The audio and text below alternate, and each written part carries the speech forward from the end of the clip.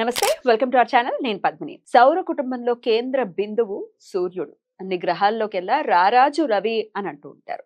సూర్యుడి గురించి ప్రస్తావన వస్తే ఖచ్చితంగా సూర్యుడు ఆరోగ్య ప్రదాత మనందరికీ తెలిసిందే. అసలు మనమంటూ ఉంటే, మనం ఆరోగ్యవంతంగా ఉంటే మనం దేన్నైనా ఆస్వాదించవచ్చు. అది వివాహ బంధమైనా, పిల్లలైనా, ఆస్తైనా, అంతస్తులైనా ఏదైనా కూడా మనమంటూ ఉండాలి. మనం ఆరోగ్యంగా ఉండాలి. దాన్ని ఆస్వాదించే శక్తి మనకు ఉండాలి కదా. మరి సూర్యుడు గనక బావుంటే ఎవరి జన్మ జాతకంలోనైనా చాలా చురుగ్గా ఉంటాడు. శత్రువులపై జయాన్ని సాధిస్తాడు. అలాగే కీర్తిని, ప్రతిష్టని, గవర్నమెంట్ ఉద్యోగాలు అసలు ఇలా సూర్యుడు గనక ప్లస్‌లో గనక ఉంటే మనకి అన్ని రకాల అంటే ఆయన దర్పాన్ని చూసి లేకపోతే ఆయన హుందాతనాన్ని చూసి నిజంగా అబ్బా! ఉంటే ఆయనలా ఉండాలి, ఆయనలా ప్రవర్తించాలి అనే రీతిలో ఉంటుంది. అయితే సూర్యుడు గనక నెగెటివ్ అయితే మాలిఫిక్ ప్లానెట్ కనుక అయితే ఆయన అంటే మన జన్మ జాతకంలో సూర్యుడు ఇవ్వాల్సినటువంటి రిజల్ట్స్ ఇవ్వకుండా మనం ఒకవేళ ఇబ్బంది పడుతున్నాము అనంటే చాలా చాలా ప్రధానంగా ఎదుర్కొనేటటువంటి సమస్యలు ఆరోగ్యపరమైనటువంటి సమస్యలు. అందులో ఇంకా సందేహమే లేదు. ఆరోగ్యం డెఫినెట్‌గా క్షీణిస్తూ పోతుంది. ఆరోగ్యం గనక లేకపోతే ఇంక ఎన్ని ఉన్నా అవంతా శూన్యంగానే కనిపిస్తుంది. అలాగే సూర్యుడు గనక బాగోపోతే ఈ శత్రువుల నుంచి ఇబ్బందులు అనుకోవచ్చు, అప్రతిష్టలు అనుకోవచ్చు, లేకపోతే అనవసరంగా క్షణికావేశానికి లోనైపోవటం, చాలా విపరీతమైన కోపం. కోపం ప్రతి మనిషికి అవసరమే కానీ బ్యాలెన్స్ అనేది ఉండాలి ఖచ్చితంగా. దేని మీద కోప్పడాలి, దేని మీద కోప్పడకూడదు అనే విచక్షణ ఖచ్చితంగా ఉండాలి. ఒకవేళ సూర్యుడు గనక మాలిఫిక్ ప్లానెట్ అయితే అంటే బ్యాడ్ రిజల్ట్స్‌ని ఇవ్వటం మొదలుపెడితే చాలా ఇబ్బందికరమైనటువంటి వాతావరణం ఏ జన్మ జాతకుడికైనా ఉంటుంది అనేది మనందరికీ తెలిసినటువంటి విషయం. మరి సూర్యుడికి సంబంధించి మనం ఎటువంటి పరిహారాలు చేసుకుంటే, ఎటువంటి రెమెడీస్ చేసుకుంటే ఈ ఇబ్బందుల నుంచి బయటపడతాం? ఆల్రెడీ చేసేసామండి బోలెడన్ని జపాలు, దానాలు, హోమాలు ఇవన్నీ చేసేసాము అని అంటూ ఉంటారు. అయినప్పటికీ రిజల్ట్స్ లేవు అని కొంతమంది చెప్తూ ఉంటారు. అంటే అవి చేస్తే రిజల్ట్స్ ఉండవు అని చెప్పడం నా ఉద్దేశ్యం కాదు. నిత్య దైనందిన జీవితంలో చిన్న చిన్న మార్పులు, చిన్న చిన్న పనులు అంటే ఇంగ్లీష్‌లో ఒక సేయింగ్ ఉంది. Little things make a big difference అని.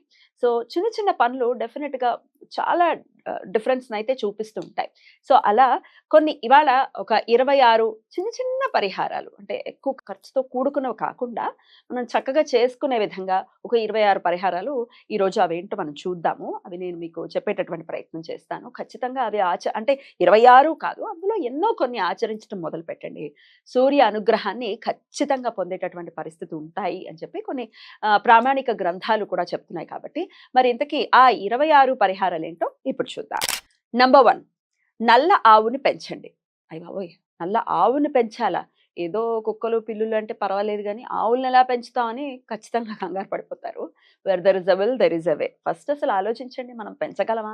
ఒకవేళ అలాంటి ఆర్థిక స్తోమత ఉందనుకోండి, పెంచేటటువంటి ప్రయత్నం చేయండి. లేదా ఏదైనా గోశాలకు వెళ్ళి నల్ల ఆవులు ఖచ్చితంగా ఉంటే వాటికి గ్రాసం ఇచ్చేటటువంటి ప్రయత్నం చేయండి. నంబర్ 2, శాకాహారులుగా మాత్రమే ఉండండి. మరీ ముఖ్యంగా ఆదివారం పూటలైతే ఖచ్చితంగా శాకాహారాన్నే స్వీకరించాలి. మద్య, మాంసానికి ఎటువంటి పరిస్థితుల్లో ఆదివారం వాటి జోలికి వెళ్ళకూడదు.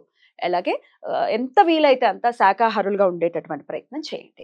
నంబర్ 3, ఏదైనా ఒక వీధిలో నీటి సదుపాయానికి సంబంధించిన ఏర్పాట్లు చేయండి.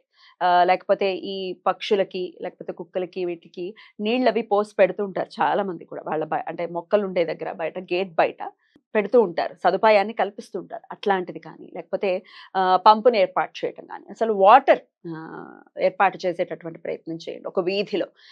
ఆ వాటర్‌ని యుటిలైజ్ చేసుకోవాలి అందరూ కూడా. అటువంటివి చేసినా కూడా సూర్య అనుగ్రహం ఉంటుంది అని చెప్తున్నారు. ఇక నంబర్ 4, ఎర్ర మూతి గల కోతులకి ఆహారాన్ని ఇవ్వండి అని అంటున్నారు. ఏదైనా అటవీ ప్రాంతాలకి వెళ్తున్నాం, లేదంటే ఏదైనా లాంగ్ డ్రైవ్‌కి వెళ్తూ ఉంటాము. కనిపిస్తూ ఉంటాయి.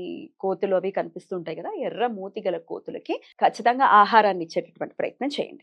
నంబర్ 5, మద్యపానానికి ఎంత దూరంగా ఉంటే అంత మంచిది. ఎటువంటి పరిస్థితుల్లో ఆదివారం అయితే అసలు దాని జోలికే వెళ్ళొద్దు. ఇక ఎప్పుడూ కూడా మద్యపానానికి దూరంగా ఉంటే సూర్య అనుగ్రహం ఉంటుంది అని చెప్తున్నారు. నంబర్ 6, ఏదైనా పని చేయటం మొదలుపెట్టే కన్నా ముందు కొంచెం బెల్లం ముక్కను తినండి. అలాగే మంచినీళ్ళని తాగండి అని చెప్తున్నారు. దీని ద్వారా కూడా ఆ పనులు సఫలీకృతం అవ్వటమే కాకుండా సూర్య అనుగ్రహాన్ని కూడా పొందుతారు. ఇక నంబర్ 7, ఆచార వ్యవహారాల్ని ఖచ్చితంగా పాటించండి. మన పూర్వీకులు, మన సాంప్రదాయం ఏదైతే ఉందో, మన పూర్వీకులు ఏదైతే సాంప్రదాయాల్ని మనకి అందించారో వాటిని ఖచ్చితంగా అంటే మన ఇంటి సాంప్రదాయాల్ని ఖచ్చితంగా పాటిస్తే సూర్య అనుగ్రహం పొందుతారు అని చెప్తున్నారు. ఇక నంబర్ 8, భూమిలో గాజు ముక్కలు ఉంటాయి కదా, వాటిని పాతి పెడితే కనుక సూర్య అనుగ్రహం ఖచ్చితంగా ఉంటుంది అని కొన్ని ప్రామాణిక గ్రంథాలు చెప్తున్నాయి. వీలైతే దాన్ని కూడా చేసేటటువంటి ప్రయత్నం చేయండి. ఇక నంబర్ 9, చతురస్రాకారంలో ఉన్న రాగి ముక్కను ఖచ్చితంగా భూమిలో పాతి పెట్టండి అని చెప్తున్నాయి కొన్ని గ్రంథాలు. సో వాటిని కూడా ఎప్పుడైనా రాగి ముక్కలు మనకు దొరుకుతూనే ఉంటాయి బయట. సో వాటిని కూడా ఒకసారి భూమిలో పాతి పెట్టేటటువంటి ప్రయత్నం చేయండి. నంబర్ 10, చతురస్రాకారంలో ఉండేటటువంటి వెండి ముక్కను ఎప్పుడూ క్యారీ చేస్తూ ఉండండి. మీ పర్స్‌లో గానీ, మీ ప్యాంట్ జోబుల్లో కానీ ఖచ్చితంగా వాటిని వేసుకొని ఉండేటటువంటి ప్రయత్నం చేయండి. అలాగే ఇంట్లో వెండి విగ్రహాలు ఎలాగో ఉంటాయి కదా! వెండి విగ్రహాలు ఖచ్చితంగా ఇంట్లో ఉండాలి అని చెప్తున్నారు. అలా ఉంటే గనక సూర్య అనుగ్రహం ఉంటుంది అని చెప్తున్నారు. ఇక నంబర్ 11, కుక్కని పెంచండి అని చెప్తున్నాయి కొన్ని గ్రంథాలు. కుక్కని గనక పెంచుతూ వాటిని చక్కగా వాటికి ప్రేమని గనక పంచితే రవి యొక్క అనుగ్రహం ఉంటుంది అని చెప్తున్నాయి. అలాగే నంబర్ 12, తల్లి యొక్క ఆశీర్వాదాన్ని ప్రతి నిత్యం పొందాలి. అంటే ప్రతిరోజు తల్లి గనక ఉంది అనంటే చాలా చాలా అదృష్టవంతులు మీరు. సో ప్రతిరోజు తల్లి యొక్క ఆశీర్వాదాన్ని ఖచ్చితంగా పొందండి. బయటికెళ్ళేటప్పుడు ఒక్కసారి అమ్మ కాళ్ళకి నమస్కారం చేసుకొని బయటకు వెళ్ళటం. ఇట్లాంటివి చేస్తే ఖచ్చితంగా సూర్యుడి యొక్క అనుగ్రహం ఉంటుంది అని చెప్తున్నారు. నంబర్ 13, రాగితో చేసిన పాత్రలని వినియోగించడం అనేది చాలా చాలా మనకి హెల్త్ పరంగా చూసుకున్నా కూడా చాలా చాలా మంచిది. అలాగే సూర్య అనుగ్రహం కూడా పొందుతాము రాగితో చేసినటువంటి పాత్రలని గనక వినియోగిస్తే. అది అంటే మంచినీళ్లు తాగేటటువంటి బాటిల్స్ కూడా వస్తున్నాయి, గ్లాసులు కూడా వస్తున్నాయి. సో అలా యూటిలైజ్ చేసుకోవచ్చు మనం. ఇక నంబర్ 14, కోతులకి బెల్లాన్ని పెట్టండి అని చెప్తున్నాయి కొన్ని గ్రంథాలు.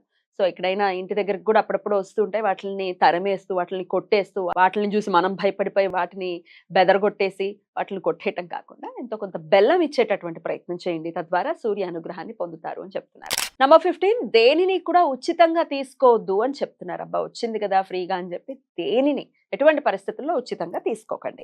నంబర్ 16, ఏదైనా ఒక పాత్రలో నీళ్లను పెట్టుకుని మీరు పడుకునేటప్పుడు మీ తల దగ్గర ఆ నీటి పాత్రను పెట్టేసి పొద్దున్న లేచిన తర్వాత ఆ నీళ్ళని ఏదైనా మొక్కల్లో వేసేస్తూ ఉండాలి. ఇలా గనక ప్రాక్టీస్ చేస్తే సూర్య అనుగ్రహం ఉంటుంది అని చెప్తున్నారు. సో ట్రై చేయండి. నంబర్ 17, అంధులకు ఆహారాన్ని ఇవ్వటం, లేకపోతే అంధులకి ఏదైనా డొనేట్ చేయటం. బోల్డని స్కూల్స్ కూడా ఉన్నాయి కాబట్టి ఆ స్కూల్స్‌కి ఎంతో కొంత డొనేట్ చేసేటటువంటి ప్రయత్నం చేయండి. ఖచ్చితంగా సూర్యుడి యొక్క అనుగ్రహం లభించి తీరుతుంది అని చెప్తున్నారు. ఇక నంబర్ 18, ప్రవహిస్తున్న నీటిలో బెల్లాన్ని గనక వేస్తే సూర్య అనుగ్రహాన్ని పొందుతారు. అలాగే సూర్య అనుగ్రహం కోసం ఎల్లప్పుడూ తలపాగా, అలాగే తలపై తెల్లటి టోపీని ధరించండి అని చెప్తున్నారు. అలాగే ఇంకొక పరిహారం ఏమిటి అంటే 8 ఆదివారాలు వరుసగా 800 గ్రాముల బెల్లాన్ని, 800 గ్రాముల గోధుమల్ని ఏదైనా దేవాలయంలో డొనేట్ చేయండి, దానంగా ఇవ్వండి అని చెప్తున్నారు. 8 ఆదివారాలు వరుసగా చేయాల్సి ఉంటుంది. ఇక తర్వాత మీకు వీలున్నప్పుడల్లా పాలు, వెండి, అలాగే బియ్యాన్ని దానం చేస్తూ ఉంటే గనక సూర్య అనుగ్రహాన్ని పొందేటటువంటి పరిస్థితి ఉంటుంది అని చెప్తున్నారు.